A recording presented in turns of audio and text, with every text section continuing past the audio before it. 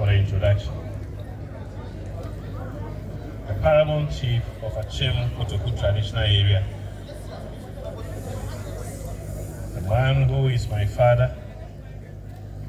Of course, I'm a proud son of Kotoku, and also who is our special guest of honor today, His Gracious Majesty, and now Siadia Dr. Fripo Manso,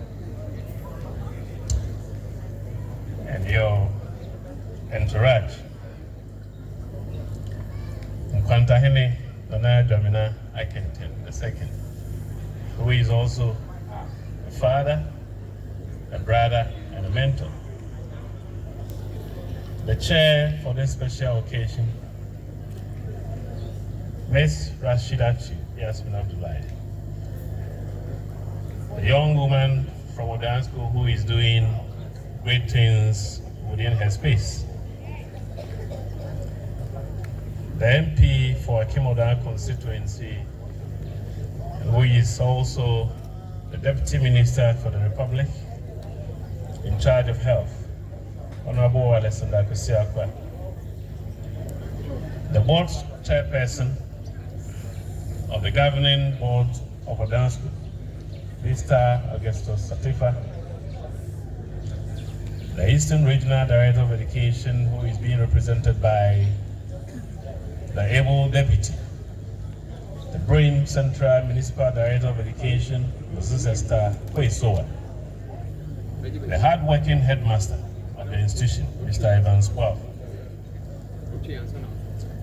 the PTA executives, the planning committee who worked so hard to bring this program to fruition, the heads of other senior high schools who have all gathered here to show solidarity to this institution, teachers and administration staff of Odan Secondary School. Proud Nanano, especially my year group, 1997 year group. The parents and guardians who have gathered here to join the institution to celebrate this occasion. Family and friends, Sir Alex we mentioned, and everyone who has joined me here to grace this occasion. Distinguished ladies and gentlemen, friends also from the media, I am honored here to welcome all of you to the 64th Speech and Prize Giving Day of Odan Senior High School. As a proud member of Nananum 97, I am deeply grateful for the opportunity to address our distinguished guests, proud parents, and our brilliant students gathered here today. This occasion does not only celebrate the remarkable legacy of our esteemed institution, but also acknowledges our outstanding individuals that this institution has shaped, who are operating in the various sectors around the world.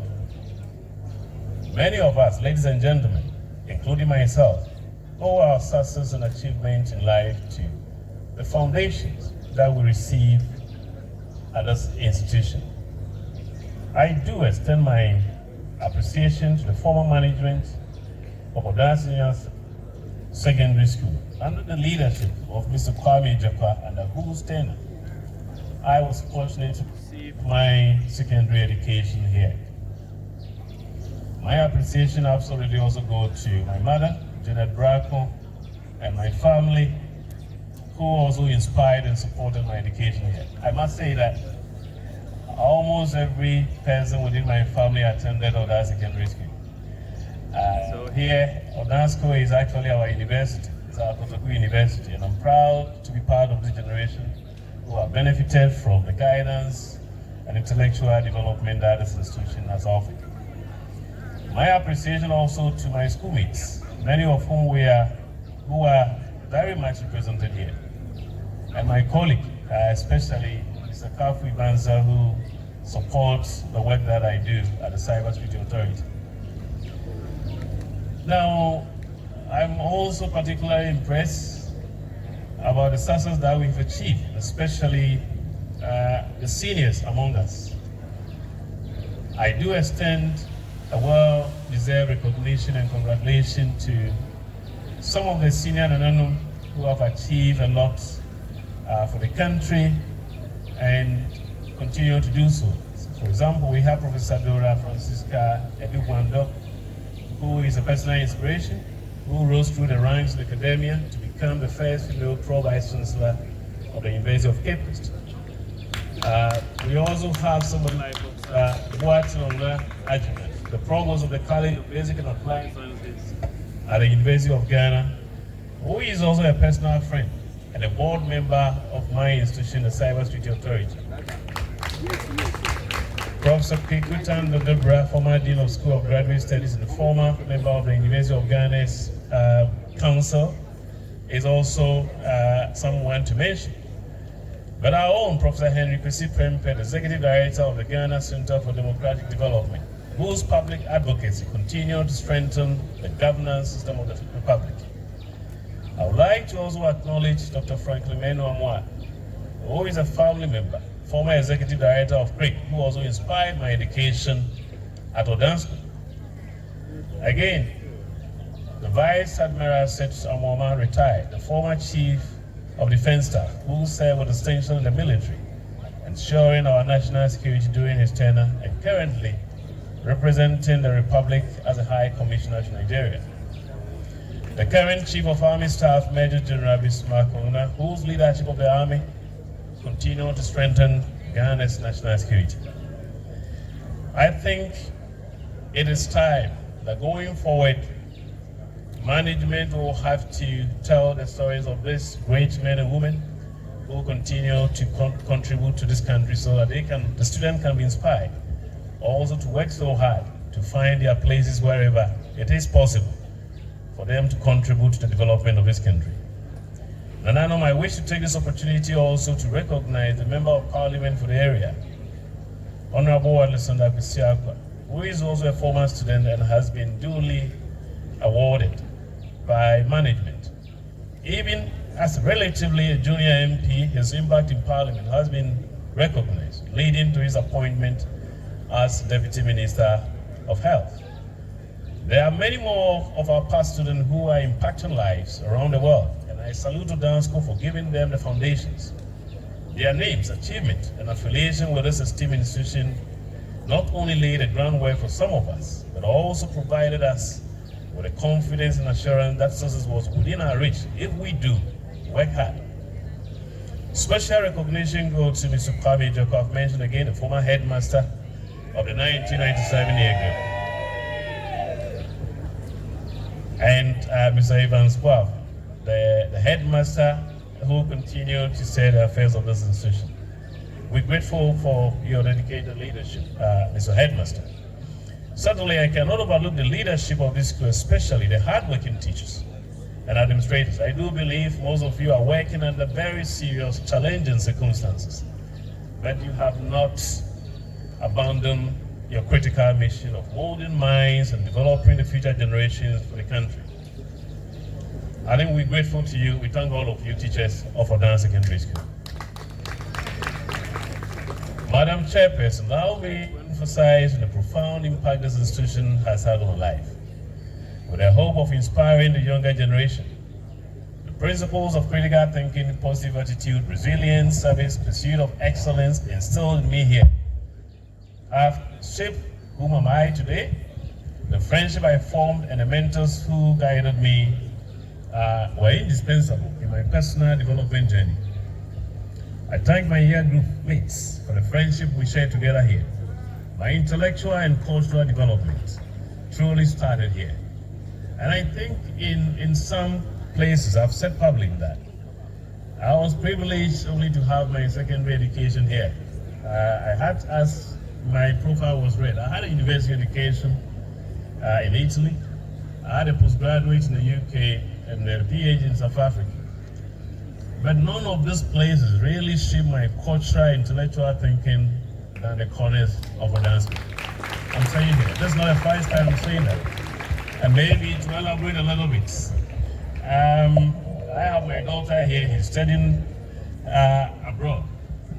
But when you send me to school, the building is just a 1 or 2 buildings. And we call them secondary schools, high schools. I had opportunity. Look at this compound. It's a huge environment in the middle of greens. You don't get this in Europe. It's just one tall building, and we call that secondary. There's something great here that we should appreciate. Students, architecture. And I think these are some of, personally, our experiences that have brought us to this far. I commend therefore Nanano for their continued support in the development of this institution.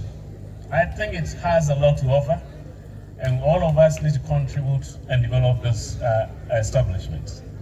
I stand here before you also as a proud old student of Aniversary and the first Director General of the Cybersecurity Authority, which was established in 2021 upon the passage of the Cybersecurity Act, Act 1088. However, this regulatory body was birthed from a journey that started in 2017 under the leadership of President Nana Akufo-Addo, when I was appointed as Ghana's National Cybersecurity Advisor, with establishment of the National Cybersecurity Secretariat, which subsequently transitioned into the National Cybersecurity Center in 2018. Since its establishment, the CSA has made significant inroads in securing the country digital ecosystem. As part of our successes in the emerging subsector of our digital economy, Ghana currently ranks the 3rd in Africa and 43rd globally in cybersecurity readiness, according to International Telecommunications Global Cybersecurity Index, a report issued in 2020.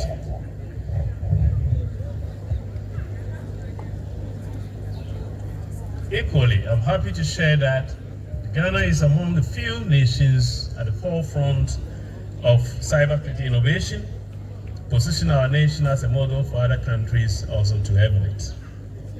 Today we gather here to celebrate not only academic achievement, but also to reflect on the crucial theme that resonates deeply in our digital age: opportunities and risks in ICTs, the role of education stakeholders in creating and shaping positive digital experiences of students. Our world is increasingly driven by digital innovation, and ICT has become the backbone of progress in our modern world. It presents boundless opportunities for learning, growth, and social connection. Significantly, for our students, it opens doors to a world of knowledge, bridges educational gaps with e-learning, and fosters creativity through unlimited access to information. It equips students with the skills necessary for the jobs of tomorrow, many of whom will be rooted in digital expertise. In Ghana, the integration of ICT in education has opened doors for interactive learning platforms, virtual classrooms, and access to global information resources. These opportunities are reshaping the educational landscape, allowing students to transcend the traditional boundaries of knowledge acquisition in culturally dynamic and personalized ways.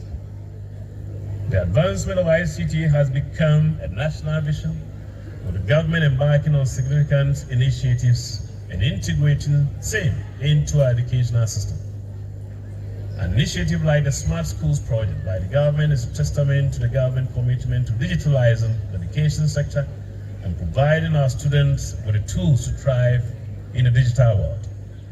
This project, ladies and gentlemen, alongside the government effort at improving internet connectivity in schools and the training of teachers to effectively integrate technology into their teaching practices and the development of digital educational content, is a leap forward in equipping our youth with technological skills that align with global standards. Furthermore, integrating ICT into education is opening up new career opportunities that were non-existent just a few decades ago. As technology continues to evolve, the demand for a wide array of skills is growing. By incorporating ICT into our teaching methods, we are doing more than just transferring knowledge. We are fostering essential skills such as digital literacy, computational thinking, and adaptability. This is developing a new generation of innovators, problem solvers, and digital leaders who are prepared to address the global challenges and navigate our increasingly connected world. In essence, leveraging ICT, ladies and gentlemen, in education goes beyond merely adapting to future trends. It thus empowers our students to actively shape and secure their future. I am a fan in support of students using digital devices. Parents should encourage students to use that. Educational authorities should be able to embrace this transformational change, despite the fact that there are risks, which I will speak about. Whilst ICT presents a game-changing opportunity for the educational sector to improve teaching and learning, and specifically to empower students, there are inherent risks which remain. With great opportunity comes great responsibility.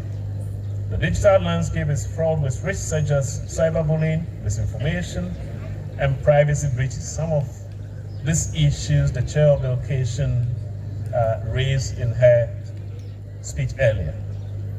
Children today are exposed to risks associated with the contact they establish on the internet, the content they access on the digital platforms and networks, and also exposed to risks associated with the conduct, some of them, even children.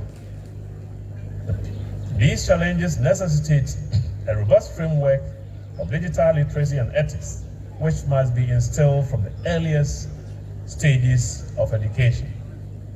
Research conducted by UNICEF in collaboration with the government of Ghana suggests that children are at risk of online sexual exploitation. Most victims are between the ages of 13 and 17 years, but younger children are also even vulnerable. Perpetrators of online sexual exploitation come from diverse backgrounds. They can be strangers, acquaintances, or even family members. Equally, alarming trend is the risk of sextortion, where perpetrators coerce students into sharing their intimate images, after which they use that to blackmail them with the threat of distributing these images. The Internet Watch Foundation has also reported that most common platforms used to host child sexual abuse materials are social media platforms, followed by file sharing sites and image sharing sites as well. The psychological trauma inflicted by such encounters can have long-lasting effects on students. Ghana is facing this challenge, the so-called sextortion, and students, adolescents, young people are highly targeted. Madam Chair, it will be interesting to know that in 2020, the Child Online Protection Division of my establishment, the Cybersecurity Authority, surveyed selected senior high schools in Greater Accra region. One of the officers who did the job is a former student of Odan School, Nelson Haradaku. And this research was aimed at collecting information about online habits, risks, and vulnerabilities of students using the internet. The key findings of the survey established that a significant portion of the students, about 64%, reported receiving pornographic materials in various forms, including images and also videos. To fully enable the younger generation to leverage the potential of ICT, collective effort involving all stakeholders, the government, the policymakers, school authorities, parents, guardians, and students. It is essential that we work together to ensure that our students not only navigate the digital world safely, but also use its power to build a brighter future for themselves and their communities. The role of the government is foundational and far-reaching in driving a national vision on a tech-enabled educational system. The government must formulate and implement robust ICT policies and provide adequate funding for ICT infrastructure, training programs, and fully functional ICT laboratories. Additionally, bridging the digital divide is crucial. That is, efforts should be made at establishing community technology centers in unserved and underserved communities to ensure that all students have access to digital resources, regardless of their location or socio-economic status. Also, ensuring reliable high-speed internet connectivity in schools is crucial, and this can be achieved through partnerships even with the telecommunication service providers. Policymakers are the architects of our education system. Some of them are here. The regional education directors, they must develop forward-thinking strategies that integrate ICT seamlessly into our educational curriculum.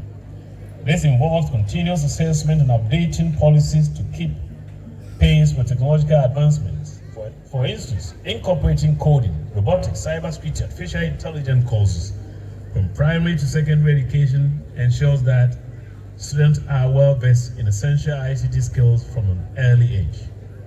Policymakers should also be encouraged to enter into public-private partnership to bring in innovation and investment in the sector. Such partnerships could be between the government and the tech companies like Microsoft and Google, which can provide schools with access to the latest software and digital tools to support learning and teaching.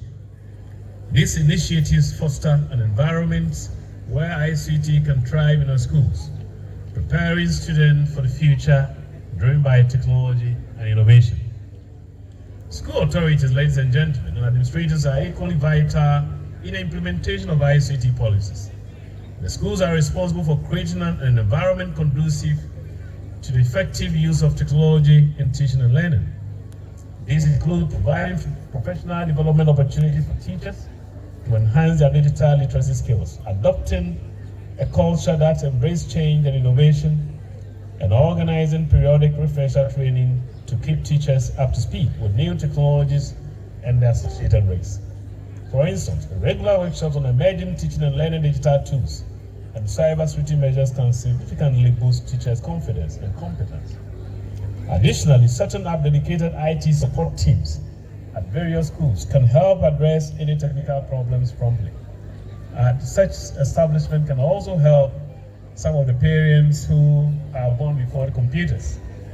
We say we should guide the student, but not all parents have the requisite competency in ICT, and I do believe the IT help desk within the schools can serve as a focal point to support our students. Implementing digital citizenship programs that teach students about online safety, privacy, the consequence of cyberbullying, and career paths. I'm very much interested in that as well. That the career path, that students start developing interest in becoming cybersecurity professionals is very important. Furthermore, the establishment of cybersecurity clubs for learners should not be overlooked, as these can provide hands-on experience and foster a deeper conversation and understanding of our digital world. Please, children, I have a message for you. Do not post on social media if you are not sure of the risks, because once you post anything on the internet, the digital traces are forever kept there. They are not deleted. Once you post, it is gone and is out of your hands. You have to be extremely cautious to stay away from any act that could harm you, your future, and that could even affect you getting a job. Once your prospective employers find certain information about you on the internet, which may not qualify you for a position in the future. Parents, guardians, and caregivers, you are also to play an important role in supporting your children's use of ICT at home. We have responsibility to foster a positive attitude towards technology, as I mentioned earlier, that can transform it into a powerful tool for learning and growth. It's not a new computer, no. Plan the timing, the appropriate timing, and guide the students' use of computer and ICT. For instance, encouraging your children to use educational apps can enhance their learning outside the classrooms. Being vigilant about your children's online activities is crucial. Again, I've mentioned that. At dance school, we should have IT support points so that parents can at least call, even if the students are on vacation, and seek guidance if they have suspicion about how their walls are using ICT and internet. Tools such as parental control software can help monitor and guide the internet use, ensuring they stay on safe and productive website. Regular discussions with your children about their online experiences and setting clear rules about internet use can reinforce the understanding of responsible digital behavior. Also, to our parents, your engagement with teachers and staying informed about the digital tools and resources used in school can further support learning at home. For example, If your child is using a learning management system like Google Classroom, familiarizing yourself with these features can help you better assist with your assignment and track your progress. By collaborating with educators, you can reinforce classroom lessons and provide additional support, making the most of the technology your child uses both at home and also at school. In addition, let us encourage our young girls to explore and pursue ICT careers. It is important that the girls' child education is actively promoted also in the area of ICT. My dear student, you are the ultimate beneficiaries of ICT interventions in our educational sector. Embracing technology is crucial to enhancing your learning experience. For instance, joining extracurricular activities like cybersecurity clubs or robotic clubs or AI clubs can offer you practical hands-on experience and expose you to exciting career paths such as programming, data science, artificial intelligence, digital forensics, cybersecurity, and software engineering. Engaging with these clubs helps you apply theoretical knowledge in real-world scenarios, develop problem-solving skills, and collaborate with peers on innovative projects. Being open to new ways of learning means experimenting with various technologies and finding what works best for you. Explore. Tools such as Google Drive or Microsoft OneNote can help you organize your notes and collaborate with classmates effectively on group projects. Developing digital literacy skills involves understanding not just how to use technology, but also how to navigate it safely and ethically. Practicing good digital citizenship includes knowing how to protect your privacy online and avoid cyberbullying. Let me add that as students, we should develop a positive attitude towards our goals. Attitude is crucial to your success. It is not just about being smart, it's about how you approach learning. Be curious and resilient when you face challenges. See them as opportunities to grow. Do not fear making mistakes. Learn from them. Believe in your abilities to improve through hard work. Take responsibility for your learning and ask for help when you need it. Keep pushing forward. Students, even when it is tough, your perseverance will certainly pay off one day. Now remember, I want to associate with what His Gracious Majesty said earlier. It is not just the skills in ICT or the sciences, but the integrity that you need to also develop. Integrity is also linked to what? Attitude. Your attitude is very consequential. It is not just the grades you make here. Your attitude shapes you, and it determines who you become. Please start each day ready to learn and grow, being guided by the integrity as we've been advised. Madam Chair, permit me to comment on an online news item published on social media recently regarding one of our students who apparently sneaked out of campus to town and in so doing misrepresenting the reasons for leaving campus. I've read the story, which many people have also read. It is very unfortunate for such stories to be associated with Odansco. We should work together to ensure such stories are never repeated. It is important that our actions are geared towards projecting Odansco positively. Either a student, a staff member, a teacher, or even all students. Dear students, you must be disciplined in your endeavors if you truly wish to go far in life and achieve your goals. The discipline here is linked to the integrity that Omahene has admonished us. And I want to encourage you, also teachers, while you support and give guidance to students, please do not cross your professional boundaries. Such actions erode trust and respect between students and teachers. Leadership must also be vigilant in monitoring both students and teachers to prevent such incidents from being associated with our great school. As we reflect on the theme today, let us be inspired to take decisive actions. Let us collaborate across sectors, leveraging our collective strength to create an educational environment where ICT serves as a tool for empowerment and knowledge sharing. Together, we can shape a future where our students are not just users of technology, but thoughtful creators and responsible digital citizens. Before I conclude my speech, ladies and gentlemen, I wish to take this opportunity to lead a good cause for Mother Odansu. I pledge to establish a multi-purpose ICT lab for the school, a personal commitment towards the development of ICT in this school. This will be delivered through Education for Development Foundation, an NGO that I established in 2021 to support education and ICT initiative. This is my personal commitment. It is expected that it won't just be donated, but the NGO will adopt this facility, and from year on, it will also support and sustain that. I have a strong views on the culture of maintenance, and I'm taking my time carefully to draw up a model that will make that project sustainable, not just delivering computers.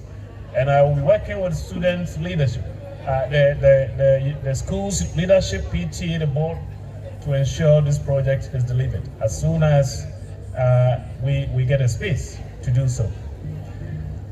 The process of establishment, as I've mentioned, will commence as soon as the school is able to provide a befitting location for the setup. We must support to develop the new generation. I wish, therefore, also commend Adan Ananu, who continues to donate and support this school. Let's continue to deliver this, to support the professional development, intellectual development of the younger ones. But also, when I had a privilege to review the Guard of Honor earlier in the day, I had a conversation with Commander, right? Why is that? I had two IC. You are the second in command. Okay. I had a frank conversation. I did ask, how do you enjoy listening?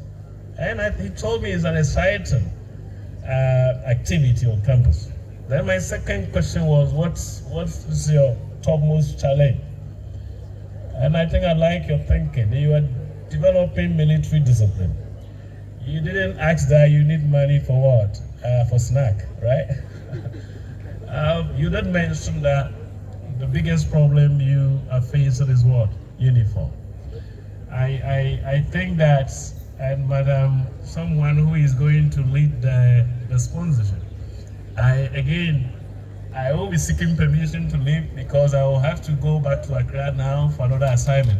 But before you actually treat me like how you treated Akisiaba, I want to make a pledge of 20,000 Ghana cedis. But let me say that is going to the uniform, to support the uniform for the cadet. It's quite specific intervention.